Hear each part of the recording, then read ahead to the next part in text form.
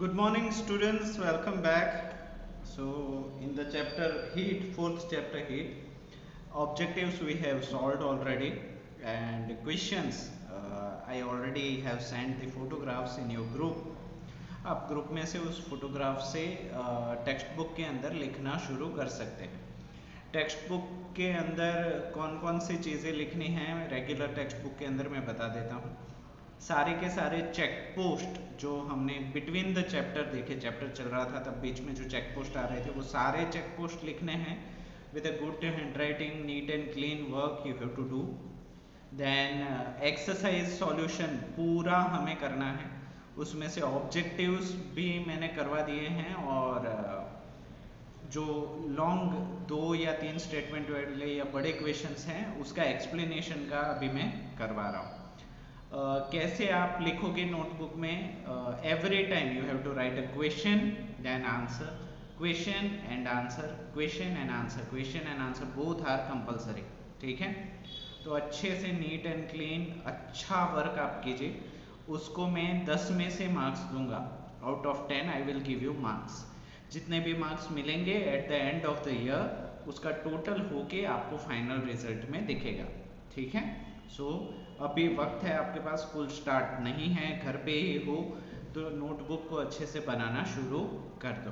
ठीक है, ओके। और कोई डाउट हो तो मुझे व्हाट्सएप पे मैसेज कर देना, I will reply to you as early as possible. Okay, so moving forward, objectives we have solved, सारे ऑब्जेक्टिव्स हमने देख लिए थे। Now we are going for 1 line 2 line या 3 लाइन क्वेश्चन के तरफ आगे बढ़ते हैं। So from exercise E differentiate between, अलग अलग डिफरेंस दीजिए सेल्सियस एंड फ़ारेनहाइट, सेल्सियस और फ़ारेनहाइट के बीच में बाद में दूसरा भी है। सो Celsius scale is expressed as degree Celsius, Celsius को डिग्री स्केल में हम नापते हैं, जबकि Fahrenheit scale is expressed as degree Fahrenheit, degree Fahrenheit में उसको हम मेंशन करते हैं। In Celsius, water boils at 100 degree Celsius while its freezing point is 0 degree Celsius. अगर हम डिग्री सेल्सियस स्केल की बात करें तो पानी 100 डिग्री सेल्सियस पे उबलने लगता है, बॉयल होने लगता है और वो बर्फ बन जाता है 0 डिग्री सेल्सियस पे, जबकि फ़ारेनहाइट में पानी उबलता है 212 डिग्री फ़ारेनहाइट पे, 212 degree Fahrenheit, and it converts into solid, वो बर्फ बन जाता है एट 32 डिग्री फ़ारेनहाइट। और एक चीज़ लिख सकते हो, सेल्सियस और फ़ारेनहाइट के बीच में एक फॉर्मूला है, उसको कन्वर्ट करने के लिए वो 9/5 + 32 है कि नहीं, तो उससे हम डिग्री सेल्सियस को डिग्री फ़ारेनहाइट में कन्वर्ट कर सकते हैं। पर 2 पॉइंट लिखो, that is enough. Second, differentiate between sea breeze and land breeze, समंदर का फूंक मारना और ज़मीन का फूंक मारना, इसमें डिफरेंस दीजिए with reference to the convection of course, क्योंकि कन्वेक्शन का ही फिनोमिना है, उसको कंडक्शन या कन्वेक्शन में नहीं कर सकते, सॉरी रेडिएशन में नहीं कर सकते। सी ब्रीज किसको कहते हैं? इन द कोस्टल एरियाज, समंदर के किनारे, ड्यूरिंग द डे, दिन के वक्त, the land heats up faster than the sea, जमीन जो होती है वो समुंदर के कंपैरिजन में जल्दी से गर्म हो जाती है सूरज की रोशनी की वजह से। The air is just above the land also becomes hot, उसी वजह से ज़मीन के ऊपर जो हवा है वो ही भी साथों साथ गर्म हो जाती है, और कोई भी गर्म चीज़ ऊपर के तरफ जाती है, becomes hot and rises, rises का मतलब है ऊपर जाना। The cool air from the sea starts blowing towards the land, इसी वजह से जो गर्म हवा ऊपर चली गई तो वहाँ पे वैक्यूम हो गया, और वैक्यूम की वजह से जो समंदर से ठंडी हवाएं लहरें थी वो वहाँ पे आ जाएगी, तो ऐसे लगेगा जैसे समुंदर फूंक मार रही है जमीन के तरफ। Start blowing towards the land to take its place, ताकि वो उसकी जगह ले सके जो हवा ऊपर चली गई है। This is called a sea breeze, इसी चीज को सी ब्रीज यानी कि समंदर का फूंक मारना भी कहते हैं। लैंड ब्रीज, लैंड का, जमीन का फूंक मारना। At the night land cools faster than the sea, रात के वक्त जो ज़मीन होती है वो बहुत ही जल्दी ठंडी हो जाती है कंपेयर टू समंदर। The cool air from the land starts blowing to replace the warm air above the sea as the warm air is lighter and rises, तो समंदर के ऊपर जो हवा है वो अभी ज़मीन के ऊपर के हवा से कंपैरिजन में ज़्यादा गर्म है, तो समंदर की हवाएं ऊपर जाने लगती हैं तो उनकी जगह कौन ले लेता है?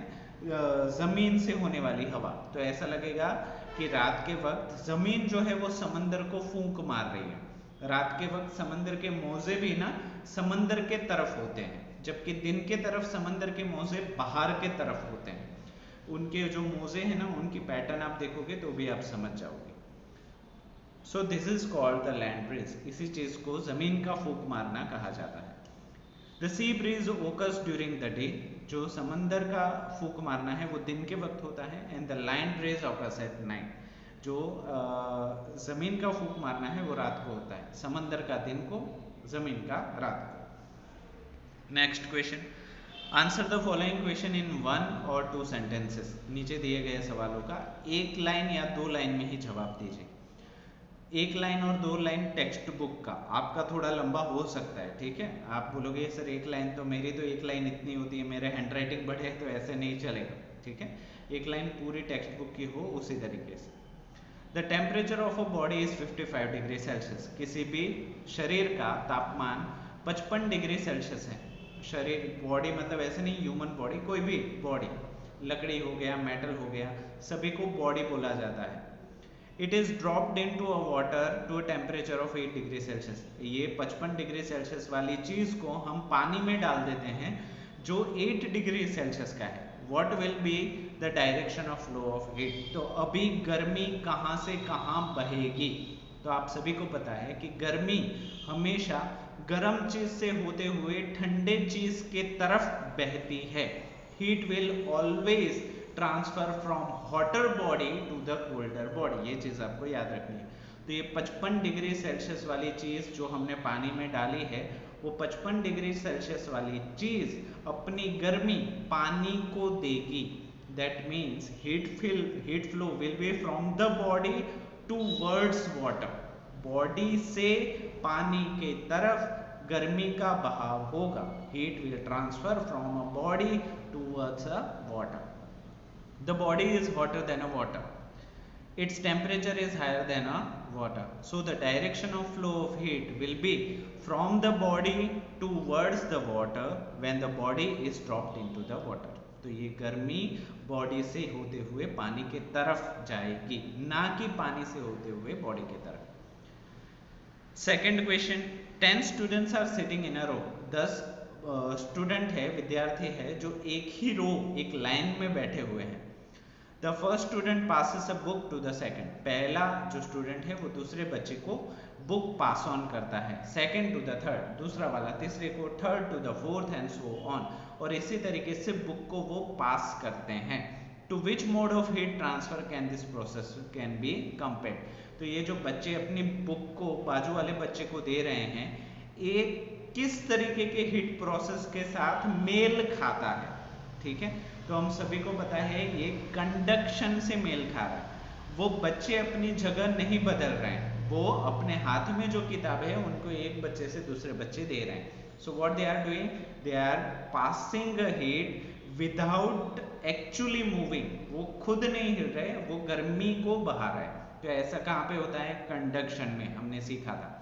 सो conduction is a mode of heat transfer या transfer of heat in which particles of the medium pass on the heat to the neighboring particles, जहाँ पे वो पड़ोसियों को गर्मी पहुंचा रहे हैं। So the given process of transfer of book is equivalent to the conduction. इसी वजह से ये जो बुक ट्रांसफर करने वाली घटना है उसको हम कंडक्शन के साथ कंपेयर कर सकते हैं।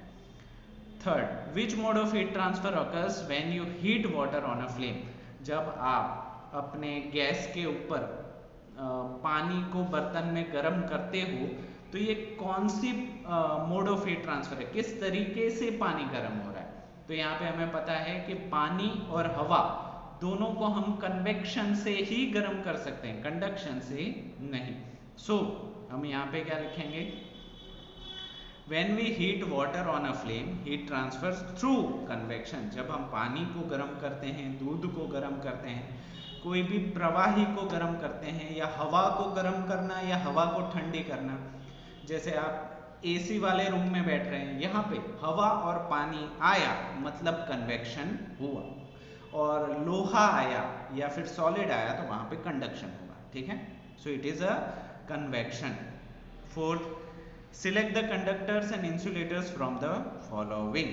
नीचे दिए गए में से कंडक्टर कौन से होंगे और इंसुलेटर मतलब ऐसी कौन सी चीज़ है जो गर्मी को बहा पाएंगे और कौन सी चीज़ है जो गर्मी को नहीं बहाएंगे, इनको अलग अलग कीजिए। तो कंडक्टर्स में हम क्या डालेंगे, कॉपर, आयरन, एल्यूमिनियम। क्यों? क्योंकि ये तीनों के तीनों मेटल है, आयरन है, लोहे हैं, ठीक है।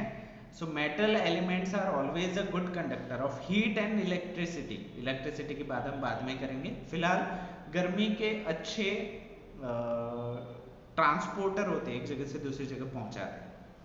इंसुलेटर्स में कपड़ा इंसुलेटर है, वो गर्मी को बहने नहीं देता, प्लास्टिक भी है और रबर भी है। प्लास्टिक सेमीकंडक्टर्स में आप डाल सकते हो, वो कुछ कुछ गर्मी पास ऑन करता है, ठीक है, बट यहाँ पे इंसुलेटर में डाला है, प्रॉब्लम नहीं है।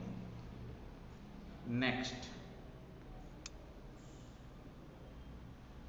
Okay, answer the following questions in brief. नीचे दिए गए सवालों का थोड़ा सा ब्रीफ में समझा के जवाब दीजिए।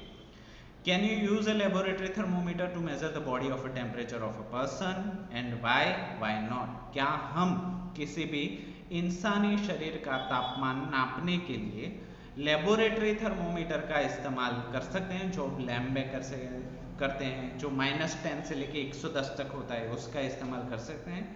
हाँ तो क्यों और ना तो क्यों? ठीक है। The normal body temperature is 37 degree Celsius और 98.6 डिग्री फ़ारेनहाइट। किसी भी स्वस्थ इंसान का शरीर का तापमान 37 डिग्री सेल्सियस होता है, या तो फिर उसको फ़ारेनहाइट में बोलो तो 98.6 डिग्री फ़ारेनहाइट होता है।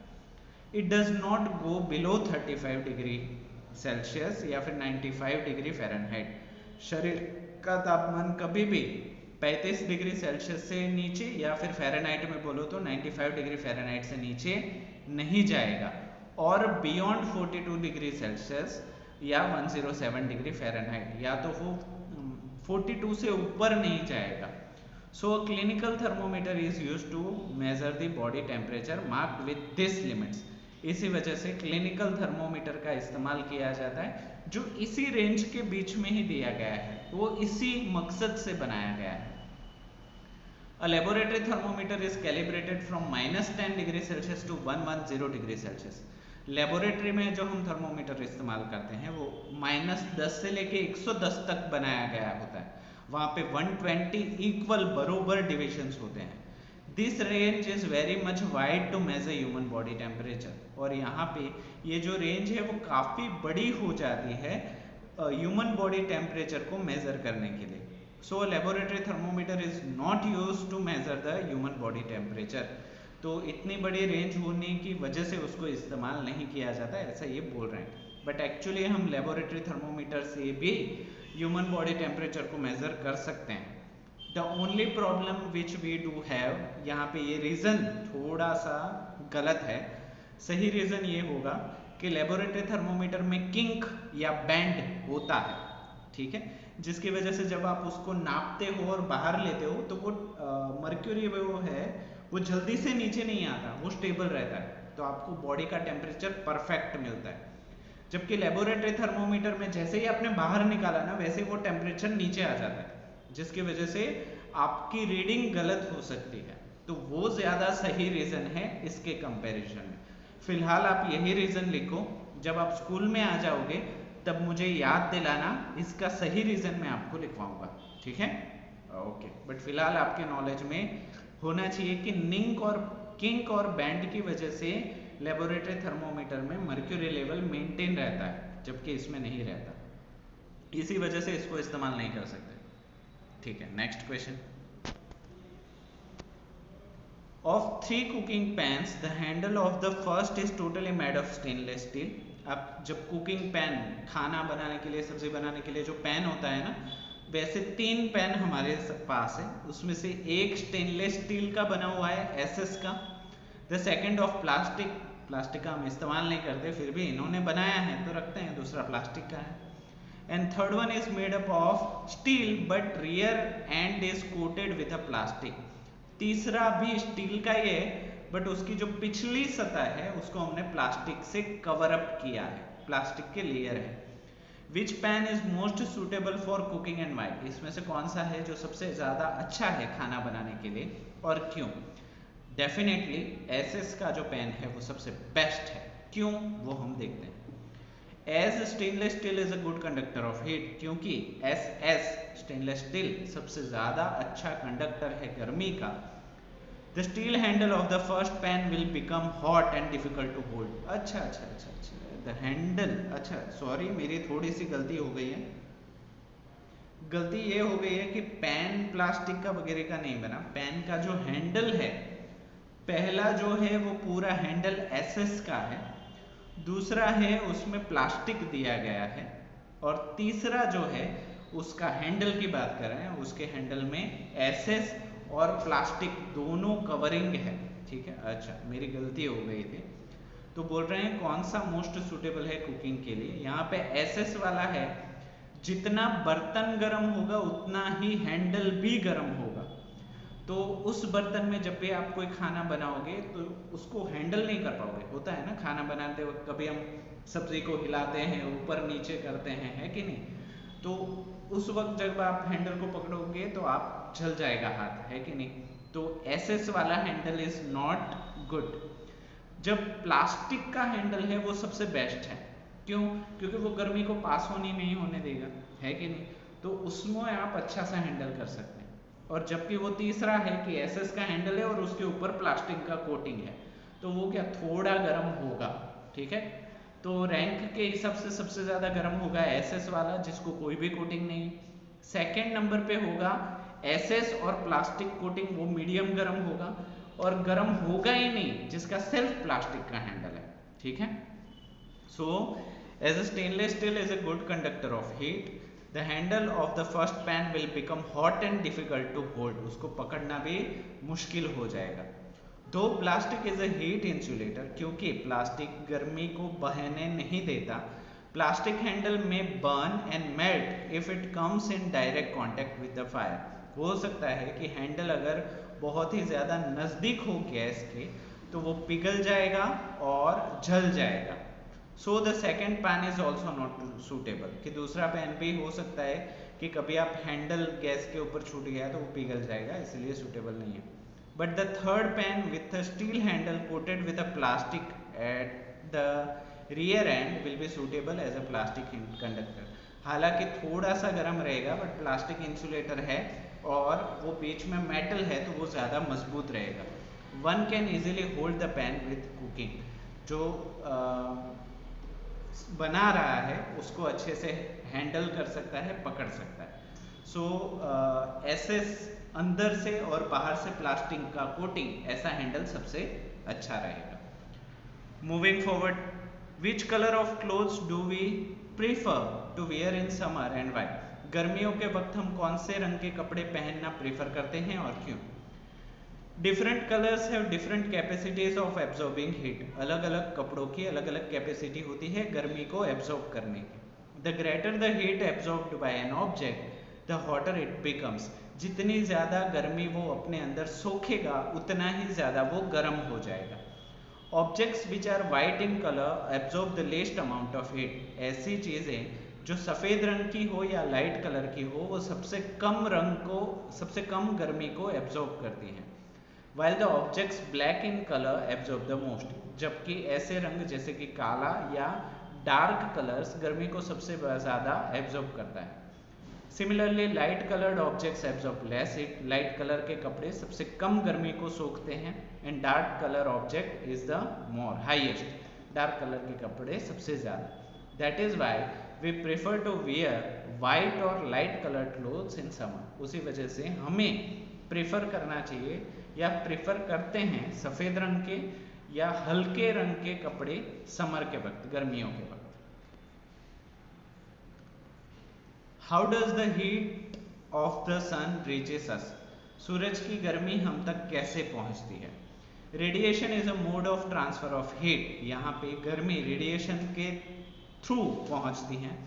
इन the form of electromagnetic waves, यहाँ पे इलेक्ट्रोमैग्नेटिक तरंगों के जरिए गर्मी हम तक पहुंचती है। Absence of a material medium, जिसको किसी मटेरियल मीडियम की जरूरत नहीं है। Radiation of heat requires no material medium, radiation को किसी भी मटेरियल की जरूरत नहीं है। The heat comes directly from the source to the object in the form of waves, यहाँ पे गर्मी सीधा सोर्स से लेके हम तक आती है तरंगों के स्वरूप में। The heat from the sun reaches us as a radiation since there is no particles of matter in the space beyond the earth's atmosphere to conduct heat. यहाँ पे सूरज से जो गर्मी आ रही है वो बीच में कोई भी मीडियम नहीं है, तो सीधा वो सूरज की गर्मी हमारी पृथ्वी के एटमॉस्फेयर में ही एंटर हो जाती है और गर्मी गर्म करती है जमीन को, ठीक है, और उसी वजह से हवाएं चलती हैं, उसी वजह से सीजन्स होते हैं। अब एक यहाँ पे बहुत ही इंपॉर्टेंट और अच्छा क्वेश्चन है कि सर ये रेडिएशन के थ्रू सोर्स की जितनी गर्मी हो उतनी ही गर्मी पास ऑन होती है, तो सर सूरज तो 3000 डिग्री सेल्सियस पे जल रहा है, तो पृथ्वी पे 3000 सेल्सियस ही आते हैं क्या? एक्चुअली देखा जाए तो उतने ही आते हैं। तो आप बोलोगे सर तो पृथ्वी उतनी गर्म क्यों नहीं होती? क्योंकि हमारे पास ओजोन लेयर है। ओजोन लेयर क्या करता है, हमको बचाता है एक्सेसिव गर्मी से। उसके साथ साथ हमारा जो एटमॉस्फेयर है वो बहुत ज़्यादा गर्मी को रिफ्लेक्ट बैक कर देता है, रोशनी को बिखेर देता है, ठीक है, जिसकी वजह से वो स्पेस में चली जाती है, ठीक है। तो जितनी गर्मी हमें ज़रूरी है उतनी ही गर्मी हमें मिलती है। आप सोचो कि अगर ओजोन लेयर ना होता या फिर इलेक्ट्रोमैग्नेटिक हमारी ग्रेविटी ना होती तो हमारी पृथ्वी का हाल मंगल के जैसा ही होता या फिर वेनस के जैसा ही होता, ठीक है। तो ये चीज़ अच्छी थी। फॉर मोर इंफॉर्मेशन, ठीक है। Answer the following questions in details. अच्छा, इसको हम रखेंगे नेक्स्ट क्लास में क्योंकि मुझे लगता है ये ओवरडोज हो जाएगा, ठीक है। तो ये है और ठीक है, तो ये 3 पेजेस हैं वो हम नेक्स्ट क्लास में रखेंगे। Okay, so from the as answer the following question in detail we will do in a next class, ठीक है। तो आज के लिए इतना ही। आई होप ये वीडियो आपके लिए यूजफुल रहा होगा और आपको समझ में आया होगा। तो आज के लिए इतना ही। वीडियो को पूरा देखने के लिए आप सभी बच्चों का थैंक यू सो मच।